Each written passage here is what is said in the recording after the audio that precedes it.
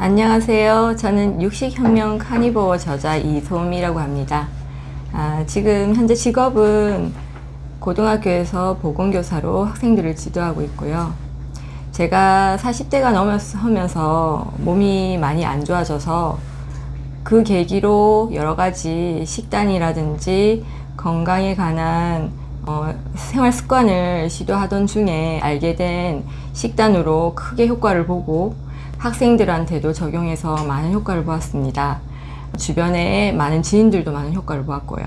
그래서 그 내용을 책에 실어서 많은 분들께 도움이 되고자 이렇게 집필을 하게 되고 출판을 하게 되어서 기쁘게 생각하고 있습니다.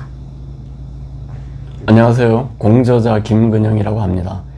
저는 영어학원을 운영했고 지금 한국 프로골프연맹 이사로 재직 중입니다. 저는 20년 넘게 만성피로증후군으로 고생을 했는데 이 식단을 만나고 많은 도움을 얻고 완전히 회복하는데 아주 크게 도움이 되었습니다.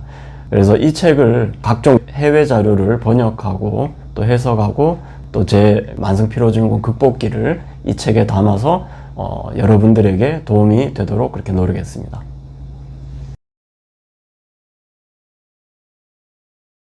카니보어 식단은 오로지 동물식품만 먹는 식단인데요. 흔히들 황제 다이어트가 아니냐고 물어보시는 경우가 있는데 그거와는 좀 다르게 동물의 머리부터 발끝까지, 그러니까 내장, 그다음에 지방이 풍부한 부위, 이런 부위까지 모두 포함해서 동물식품을 골고루 먹는 식단입니다. 이 식단을 시작하고 나서 제가 겪었던 영양결핍 증상, 그것으로 인해서 겪었던 만성염증 증상들, 그 다음에 많은 질환들, 그것들이 다 치유가 되었고요. 몸에 필요한 영양분이 매우 충족되니까 활력도 넘치고 삶의 어떤 라이프 스타일의 혁신을 이룬 식단이라고 감히 말씀드리고 싶습니다. 카니보어 식단은 동물성 식품을 제외하고 나머지 다른 식물성 식단이나 다른 기타 식품들을 좀 제한하는 그런 식단이고요. 동물성 식단을 하면서 여러 가지 좋은 점이 있는데 특히 우리가 탄수화물을 많이 먹으면 이제 졸리고 염증도 많이 생기고 이게 모두 이제 인슐린 작용과 관련이 있는데요. 저는 카니보어 식단 하면서 아무래도 좀 제 나이에 비해서 아주 많은 활력과 체력이 탁월히 좋아진 것을 느끼고요. 특히 아내하고 한강에서 자전거 타면 한 6시간씩 막 타는데 정말 체력이 엄청 좋아졌구나 라는 걸 많이 느끼고 있습니다. 저는 처음에 몸이 안 좋아지고 기존 건강 상식에 의한 방식으로 식단과 생활 습관을 유지했었던 사람으로서 제가 또 간호학을 전공했잖아요. 그래서 열심히 정말 했는데 점점 나빠지는 거예요. 그래서 그러던 찰나에 지방의 누명이라는 프로그램을 보고 키토제닉을 시작했었고 그 키토제닉으로 많은 효과를 보기도 했지만 또 장 문제로 인해서 제가 다시 식단에 대해서 더 깊게 공부하게 된 계기가 됐거든요.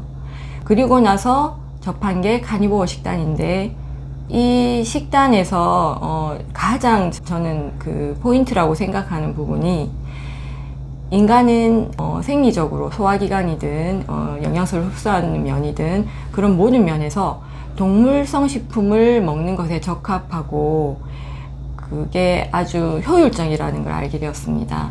저는 사실 채식주의자고 비건주의고 이런 건 아니었고요. 지금 돌이켜 보니까 제가 채식 위주의 골고루 먹으라는 기존의 건강 상식에 기반된 식단을 하고 있었더라고요. 제가 돼지고기를 먹을 때 비계를 떼고 막 살코기만 먹고 지금 생각해보면 참 이상한 식단을 했었거든요. 그러니까 채식을 거의 좋다는 그 기존 일반 상식에 의해서 제가 그렇게 먹었던 것 같아요. 채식을 아주 좀 많이 먹고 그런 식단을 오래 하다 보니까 키토제닉을 하면서도 제가 채식 위주로 고기도 먹는 채식주의자가 된 거죠. 그러고 있는 중에 장에 문제가 생긴 거예요. 키토제닉을 하는데도 채식 위주의 식단을 할 때보다는 아주 건강이 좋아졌지만 장에 문제가 생기면서 왜 이럴까 연구를 하다가 보니까 흘러서 이제 카니보어까지 오게 되고 이거로 치료가 될 수 있을 것 같다는 직관에 의해서 실생활에 적용했고 아주 적중했죠. 카니보어를 하고 나서 몸이 좋아진 원리를 저는 어떻게 이해하고 생각하고 있냐면요. 인간에게 가장 생리적으로 적합한 식단이라서 동물성 식품을 먹었을 때 몸에 꼭 필요한 영양소들이 꽉꽉 채워지고 충분해지고, 그럼으로써 건강도 기존에 채식을 했을 때보다 훨씬 더 좋아지고 활력도 넘치게 되고, 이거는 제가 너무나 극적으로 경험한 얘기라서 확신 있게 얘기할 수 있습니다. 저는 20년 넘게 만성 피로증후군 앓으면서 이제 온갖 좋다는 약, 특별한 치료법 찾아다녔는데 사실 모두 소용이 없었습니다. 그래서 식단에 관심을 가지게 됐을 때 사실 먹는 거 바꿔서 그렇게 좋아지겠느냐라는 생각도 했는데, 실제로 잘못된 상식으로 제가 잘못 먹고 있었던 게 많았습니다. 특히 기본적으로 저도 특히 이제 빨간 적색육을 먹는 게 심혈관 질환도 일으키고 몸에도 안 좋다고 해서 저도 굉장히 조심하고 사실 고기를 좋아하는데도 불구하고 많이 먹지 않았어요. 그래서 제가 생각하기에 식단을 바꿨을 때 가장 처음으로 좋았던 것은 충분한 지방과 단백질이 보급이 되어서 영양이 제대로 공급되지 않았느냐라는 생각을 하고요. 또 제가 식단에 그렇게 신경을 안 쓰다 보니까 그전에는 가공식품 같은 것도 무분별하게 먹었는데, 식단에 신경을 쓰면서 좀 그런 부분을 상당히 절제해서 몸에 이런 많은 안 좋은 것들이 들어오는 걸 막은 그런 것도 아주 도움이 되었던 것 같고요. 또 채소나 과일에 대해서 또 제가 과도하게 일반 상식처럼 좋다고 생각해서, 특히 현미 같은 경우 저는 현미가 몸에 좋다고 해서 열심히 먹어봤는데요. 제가 제대로 소화를 못 시키니까 변으로 그대로 나오더라고요.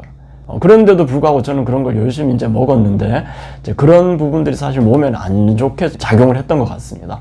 그래서 그런 부분에서 다시 한번 정리하면 충분한 지방과 단백질이 또 공급이 되었던 부분이 있고요. 비타민, 미네랄 이런 게 좀 채워졌던 부분이 있고, 제가 제대로 소화하고 흡수할 수 없는 그런 채식으로 인해서 또는 과일식으로 인해서 어떤 나빴던 그런 폐단 같은 것도 많이 개선되었다고 생각하고요. 또 가장 중요하게는 가공식품, 이거 절제하는 데서 오는 그런 혜택도 많았다고 생각합니다. 그리고 채식 위주로 했을 때 가장 최근에 제가 충격받은 부분이 이제 식물 독소 부분이거든요. 식물 독소가 자연적으로 발생하기 때문에 사람들은 거기에 대해서 심각하게 생각을 안 하는데, 그 식물 독소 때문에 제가 장이라든지 만성염증에 엄청난 나쁜 영향을 미쳤다고 생각하고, 그거를 실생활에 적용해서 실험적으로 해봤을 때 채식 위주의 식단보다는 동물성 식품의 식단이 훨씬 더 인간에게 적합한 식단이다 라고 결론을 내리고 있습니다. 일단 인간이 본격적으로 식물성 식품, 곡물을 먹게 된 게 한 10,000년 정도죠. 그럼 그 전에 무엇을 주로 먹었느냐? 수렵 채집 생활을 하는 동안. 그래서 이스라엘의 고고학자 미키 벤도르라는 분이 계신데, 그분들이 방사성 동위원소로 원시인의 뼈를 분석한 결과 지방이 많은 동물을 섭취했다라는 것을 연구해서 알게 됐다고 합니다. 그러면 갑자기 왜 농업혁명으로 바뀌었을까 하는데도 거기서 이제 주장하는 바는 주로 인간들은 이제 대형 동물들, 맘모스 같은 그런 것들을 사냥하고 먹고 살았는데, 그 대형 동물이 거의 이제 인간에 의해서 멸종 위기에 처했다는 거죠. 그래서 먹고 살 게 없으니까 이제 농사를 짓기 시작하지 않았느냐. 근데 그 농사를 짓기 시작하기 전에 인간의 뇌가 아주 급속도로 발달이 되었다고 합니다. 그 이유를 또 역시 동물성 식품에 섭취해 있지 않느냐. 왜냐하면 뇌가 발달하고 또 뇌는 엄청난 에너지를 쓰죠. 그것이 우리가 만약에 식물성 식품으로만 섭취를 한다면 식물성 식품의 영양도 그렇게 풍부하지 않은 데다가 소화에 아주 많은 에너지와 시간이 걸립니다. 그렇다면 뇌가 발달하는데 충분한 영양이나 에너지가 갈 수 없다는 거죠. 그래서 그렇게 육식동물을 사냥하고 뇌가 급속도로 발달한 상태에서 육식동물이 떨어지자 농업혁명을 일으키지 않았느냐, 이렇게 얘기를 하고 있고요. 또 우리 인간의 뇌에 90%가 지방으로 되어 있습니다. 그 지방산의 대부분이 동물성 식품에서 발견되고 식물성 식품에는 거의 발견되지 않는다고 해요. 그 영양소들이 뭐 대표적으로 DHA 여러 가지 있는데 그런 부분을 봐서도 이런 주장은 상당히 설득력이 있다고 봅니다. 동물성 식품을 먹으면서 뇌가 발달했다는 거. 네, 그리고 또 인간이 거의 모든 동물 중에 유일하게 그 던지는 근육이 발달이 됐다고 합니다. 그러니까 만약에 식물을 그냥 섭취할 거라면 던질 필요가 없죠. 결국 던지는 근육이 발달한다는 것은 사냥을 했다는 의미가 되거든요. 그리고 인간과 가장 좀 유사한 동물 중에 영장류, 고릴라나 침팬지의 경우, 그들은 주로 채식을 하죠. 그러면 보면 이제 고릴라도 그 대장에 인간보다 77%더 부피가 크다고요. 그럼 그 큰 이유는 거기에서 이제 식이섬유 같은 것을 다 발효하고 지방산을 얻고 하죠. 그럼 인간은 이 정도의 대장을 가지고는 식물을 발효하고 하는데 적합하지 않다는 거죠. 또 반대로 소장의 부피는 인간이 침팬지보다 62%인가 더 크다고 합니다. 그러면 소장에서 대량 영양소를 섭취하기에 더 적합하다고 인간은. 그것도 역시 대량 영양소는 아무래도 우리가 동물성 식품에 있는 거죠. 그런 부분들을 봐도 또 우리가 원래 육식동물이었다. 그 외에도 다양한 과학적 근거가 있습니다. 뭐 간단하게 얘기해 드린다면 위산의 농도가 인간은 굉장히 강해요. 이거는 전형적인 육식동물에서 보이는 겁니다. 또 인간의 아기는 젖을 일찍 뗍니다. 이건 역시 채식이나 잡식보다는 육식동물에서 보여지는 거고요. 그래서 이런 여러 가지 근거들을 본다면 인간은 육식동물에 가깝지 않나. 마지막으로 하나만 더 말씀드린다면 우리가 채식만 했을 때는 결정적으로 B12 같은 필수 영양소가 결핍이 됩니다. 그렇다면 인간이 채식 위주라면은 결핍이 된 영양소가 있다는 것은 채식 위주는 아니라는 거죠. 근데 동물성 식품을 먹었을 때 인간은 부족한 필수 영양소가 없습니다. 또 게다가 인간에 있어서 동물 영양소들이 체내 이용률이 훨씬 높아요. 미네랄이나 단백질이나. 그런데 식물성 영양소는 체내 이용률이 체내에서 흡수하고 이용하는 그런 효용이 굉장히 떨어집니다. 그렇다면 인간은 육식동물이 아니었나라는 것을 생각해 볼 수가 있다는 거죠.